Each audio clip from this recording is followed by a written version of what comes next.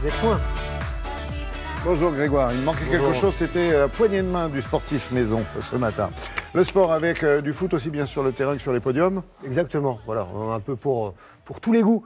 Avec ce matin, on va commencer par de la Ligue 2, c'était la fin de la 10e journée, exactement, il y a toujours un match le lundi soir.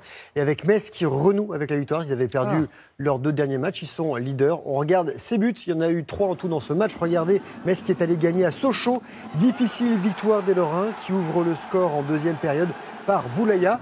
Et ensuite, les Sochaliens égalisent à 20 minutes de la fin. But contre son camp de Rivieres qui loupe un tacle.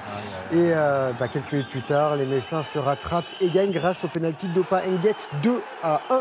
Metz reprend la tête du classement devant Lens et Brest. Sochaux est 15e.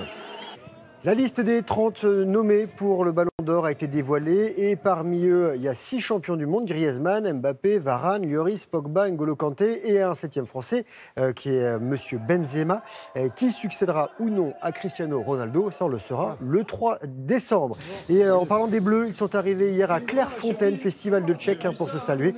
Ils préparent le match amical de jeudi face à l'Islande, puis la Ligue des Nations contre l'Allemagne. Ce sera mardi prochain. Et encore un mot de foot, ou plutôt une image. Vous allez voir ce qui suit, un penalty particulier. Regardez, voilà, il a été réalisé par un jeune Russe qui s'appelle Norik Odalian. Peut-être qu'il laissera son nom dans l'histoire, comme Panenka. Voilà, on verra ça. Et il jouait au cirque de Mongolie avant. C'était un peu ça. Voilà. C'est rigolo. À Kazan. Il y a du tennis aussi dans l'actu sport. Oui, tennis. C'est le Masters 1000 qui se passe à Shanghai. Il y avait 3 Français et 3 défaites. Voilà. Avec Monsieur Gaël Monfils qui a été stoppé au premier tour.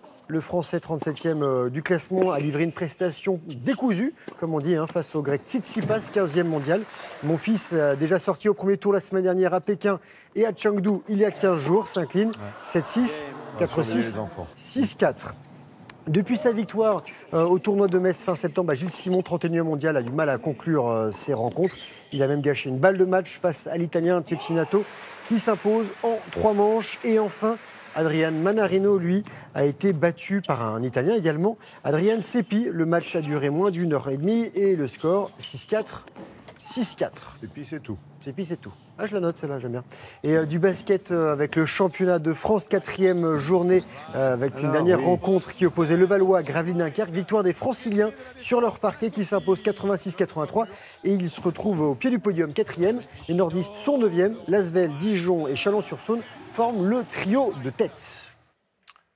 Il y a du surf aussi, oui, non? Ça se passe dans les Landes, à Osgore. Il y a un championnat, une manche du championnat du monde. Mais à côté de ça, il y a une compétition particulière. Regardez, ça s'appelle le Red Bull Airborne. C'est une compétition de air, des figures aériennes avec les meilleurs spécialistes mondiaux. Ils étaient 18 au départ et le but du jeu, c'est de prendre un maximum de vitesse pour décoller au-dessus de la vague.